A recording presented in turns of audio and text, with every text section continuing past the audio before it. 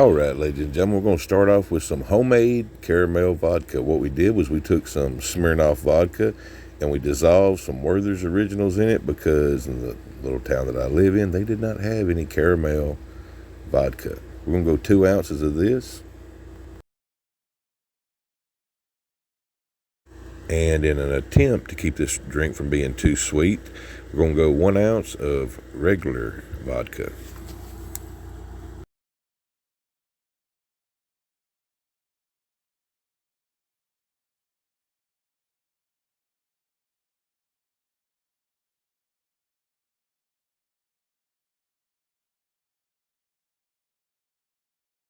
And last but not least, we're going to take our diet root beer. We're going to fill our glass about 3/4 of the way up.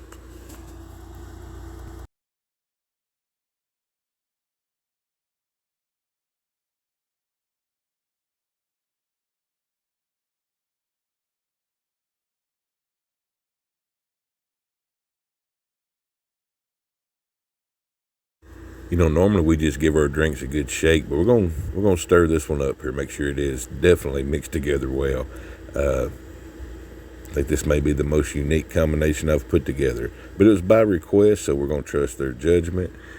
Now for the taste test.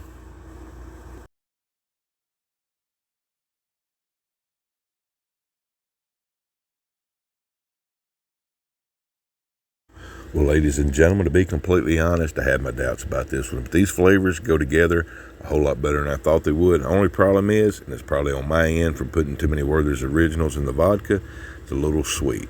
However, it's not near as sweet as this episode's celebrity judge. Ladies and gentlemen, I give you the Dutchess of Detroit.